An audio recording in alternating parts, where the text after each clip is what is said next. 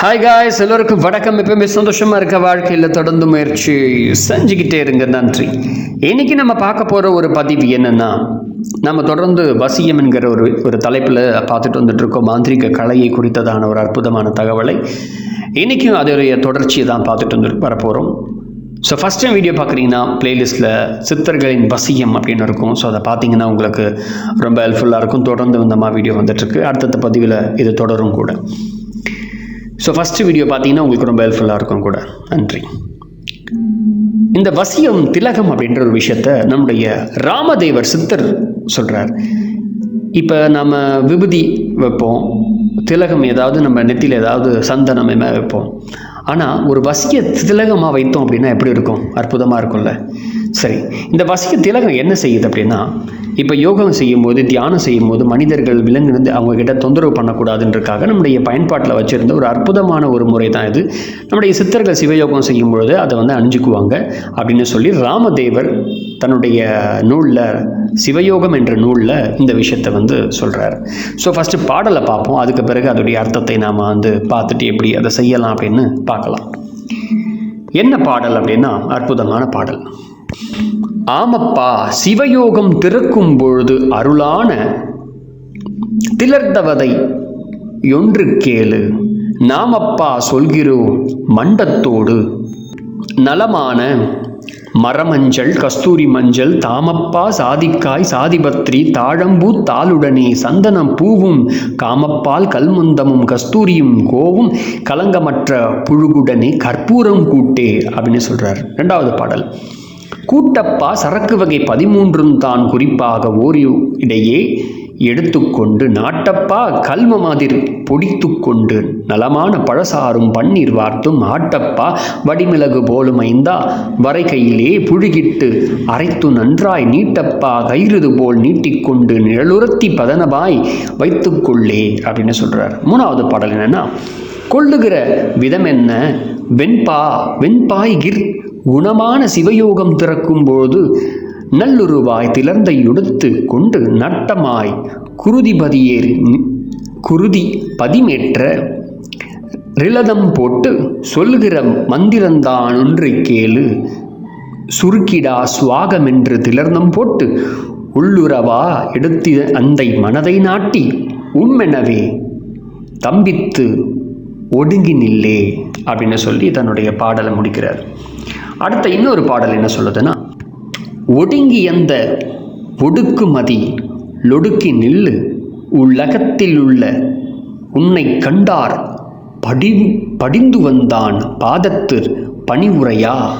பக்குவமா பணியாளர்கள் பிணியாளர்கள் பணிந்து கொண்டால் நடும் மிக பணிந்தோடும் பிணிகள் எல்லாம் நலமான சிவயோகம் சிந்திப்பட்டு அப்படின்னு சொல்லி முடிக்கிறார். கடைசியா, மடிந்து விடும் பிணிகள் எல்லாம் முலகிலுள்ளோர் மண்டி இன்றா ருன்சா முகங்கண்டிலாரே அப்படின்னு சொல்லி முடிக்கிறார்.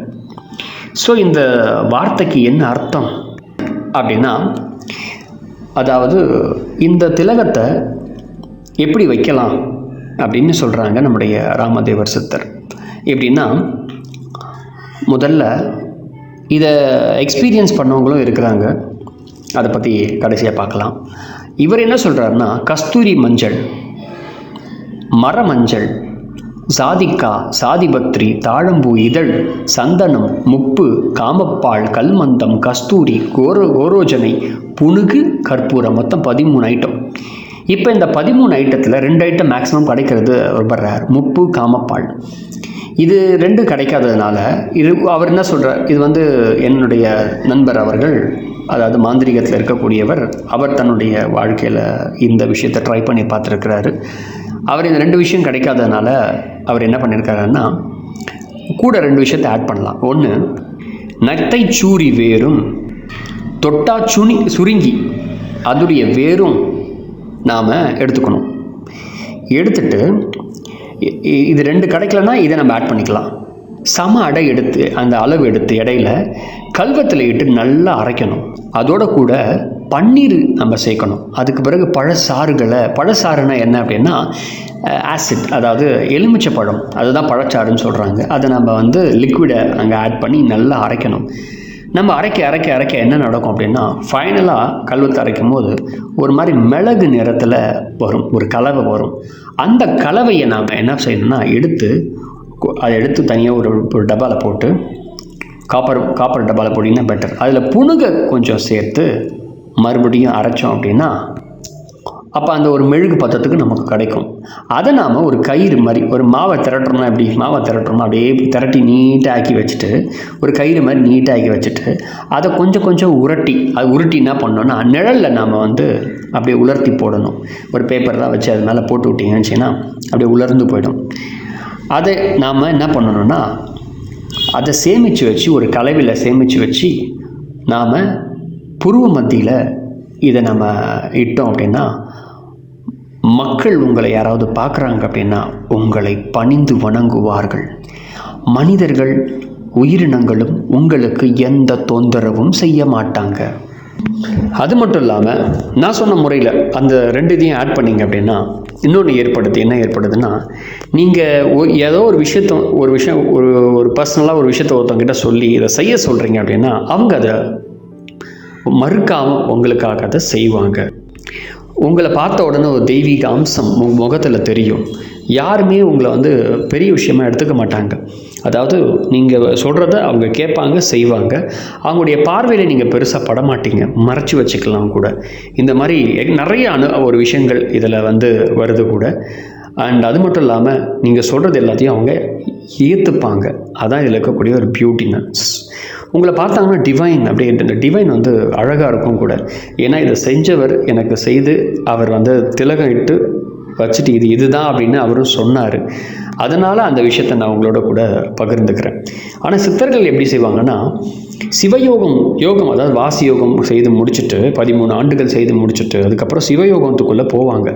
அப்போ சிவயோகம் செய்யும் பொழுது இதெல்லாம் உங்களுக்கு வாசி யோகம், சிவயோகம் கொஞ்சம் குழப்பமாக இருந்துச்சுன்னா என்னுடைய பிளேலிஸ்ட்டில் நிறைய வீடியோஸ் இருக்குது. இதை பற்றி நான் தெளிவாக நிறையா ஐ திங்க் ஒரு 200 வீடியோ கிட்ட போட்டிருக்கேன். அதை பார்த்திங்கன்னா உங்களுக்கு சிவயோகம், வாசி யோகம் என்னன்னு சொல்லி உங்களுக்கே தெரியும். அடுத்து அந்த ப்ராக்டிஸ் பண்ணும்போது அவங்க திலகம் நெத்தியில் அதை இடுவாங்க. அதை இட்ட உடனே மக்கள் அவங்கள தொந்தரவு பண்ண மாட்டாங்க, மிருகங்க அவங்கள தொந்தரவு பண்ணாது. அவங்க மாட்டம் ஒரு டிவைன் எனர்ஜியில் அப்படியே உங்கள் ஃபேஸ் தெய்வீக அம்சம் கொண்ட அந்த ஃபேஸ் அவங்களுக்கு தெரிஞ்சுக்கிட்டே இருக்கும். யாரோ முனிவர் தவம் செய்கிறார், அவர்கிட்ட போகக்கூடாதுன்னு சொல்லிட்டு அவங்க விலகி போயிடுவாங்களாம். சித்தர்கள் இதுக்காக தான் இந்த வசிய திலகத்தை உருவாக்கினார் அப்படின்னு சொல்லி நம்முடைய ராமதேவர் தன்னுடைய நூலில் அற்புதமான ஒரு தகவலை கொடுத்திருக்கிறார். நீங்களும் இதை செஞ்சு முயற்சி செய்து பாருங்கள், அற்புதமான பலன் உங்களுக்கு கிடைக்கும். அது மட்டும் இல்லாமல் நிறைய பேர் இந்த மாதிரி வசிய திலகம்னு சொல்லி நிறைய பேர் இன்றைக்கி நான் நிறைய பார்த்துருக்கேன். இது நெத்தியில் வச்சா இப்படி ஆகும் அப்படி ஆகும் நிறைய பேர் சொல்லுவாங்க. ஸோ அதெல்லாம் எனக்கு இன்ட்ரெஸ்ட் கிடையாது. ஆனால் அதெல்லாம் எங்கும் போய் யார்கிட்டையும் போய் வாங்கணும்னு அவசியமே இல்லை, நீங்களாக செய்யுங்க. ஏன்னா நம்ம யார்கிட்டயே போய் வாங்கணும் அப்படின்னு முடிவு பண்ணிட்டு போனோம் அப்படின்னா அவன் கண்ணுக்கு வைக்கிற மையை எடுத்து வித்துடுறான். அதனால் எந்த மையின்னு உங்களுக்கு தெரியாது. அதில் புணுக்கி எதையாவது ஒரு வாசனை திரவியத்தை ஆட் பண்ணுறதுனால நமக்கு அதெல்லாம் கண்டுபிடிக்க முடியாது. ஸோ அதனால் நீங்களாகவே செய்து மாந்திரிகம் கற்றுக்கணுன்னு யாரும் ஆசை இருந்ததுன்னா இதையே செய்து முயற்சி செய்து பாருங்கள், அற்புதமான பலன் உங்களுக்கு வரும். இதை நான் என்னுடைய கருத்தாக சொல்லலை, சித்தர்கள் தன்னுடைய நூலில் சொல்லப்பட்ட விஷயங்கள். ஆல்ரெடி அவங்க அட்டன் பண்ண ஒரு விஷயத்தை தான் நான் உங்களோட கூட பகிர்ந்துக்கிறேன். ஆனால் இந்த விஷயத்தை ஒருத்தர் ட்ரை பண்ணி பார்த்து இது இல்லாததுனால அதையும் சேர்த்து அவர் செய்த அனுபவத்தையும் உங்களோட கூட பகிர்ந்துக்கிறேன். அவர் என்ன பண்ணார் அப்படின்னா, அவர் ஒரு மாந்திரிகர். இந்த விஷயத்தை செய்து அவர் திலகம் வச்சுக்கும் போது ஒருத்தர் எந்த விஷயம் ஒரு விஷயத்தை அவர் சொல்கிறாருன்னா அவங்க அமைதியாக கேட்க ஆரம்பிக்கிறாங்க, அவரை மதிக்கிறாங்க. சரி, ஓகே. அடுத்த ஒரு விஷயம், ஏதாவது ஒரு இடத்துக்கு போகிறாரு அப்படின்னா அவரை பார்த்த உடனே மற்றவங்களுக்கு இப்போ சிலரை பார்த்த உடனே ஒரு மதிப்பு நம்மளே உருவாக்கிக்கும், இவர் இப்படிப்பட்டவர் அப்படிப்பட்டவர்னு சொல்லி. ஆனால் ஒரு டிவைன், அவரை பார்த்தாலே உங்ககிட்ட ஒரு டிவைன் எனர்ஜி இருக்குப்பா, இவர்கிட்ட ஒரு பயங்கரமான பாசிட்டிவான எனர்ஜி இருக்குப்பா அப்படின்னு அவங்களாகவே ஒரு மனசில் ஒரு விதமான மனநிலையை உருவாக்கிக்கிறாங்க அப்படின்ற ஒரு உணர்வு நிலையை அவர் அனுபவித்த விஷயத்தை என்னோட கூட பகிர்ந்துக்கிட்டாரு. ஸோ மறக்காமல் நீங்களும் ட்ரை பண்ணி பாருங்கள். யாருக்கிட்டையும் போகாதீங்க, நீங்களாகவே வீட்டில் ட்ரை பண்ணுங்கள். நிறைய பொருள் ஈஸியான பொருள் தான், எல்லா இடத்துலையும் கிடைக்கும் தான். ட்ரை பண்ணி பாருங்கள். சில இப்போ கோரோஜனை நீங்கள் வந்து ஸ்லாட்டருக்கு போனீங்கன்னா கிடைக்கும். அப்படி இல்லைனா நீங்கள் நாட்டு மருந்து கடைக்கு போனாலும் அங்கேயும் கிடைக்கும். அதை எடுத்து நம்ம யூஸ் பண்ணிக்கலாம். ஒரிஜினல் கோரோஜனியாக வாங்கிக்கோங்க, அது ரொம்ப நல்லது. கேட்டு வாங்கினீங்கன்னா ஒரிஜினல்னு சொல்லி கொடுப்பாங்க கூட. கல்வம் ரொம்ப முக்கியம். கல்வத்தில் இதை வச்சு தான் செய்யப்படுத்த முடியும். அப்போ தான் நமக்கு ஒர்க் ஆகும் கூட. மறக்காமல் முயற்சி செய்து பாருங்கள். மறக்காமல் கமெண்ட் பண்ணுங்கள். ஃபஸ்ட் டைம் வீடியோ பார்க்குறீங்கன்னா மறக்காமல் சப்ஸ்கிரைப் பண்ணுங்கள். அடுத்தடுத்த வீடியோ அப்போ தான் உங்களுக்கு வரும். நிறைய பேருக்கு வீடியோவை ஷேர் பண்ணுங்கள் கூட. நன்றி.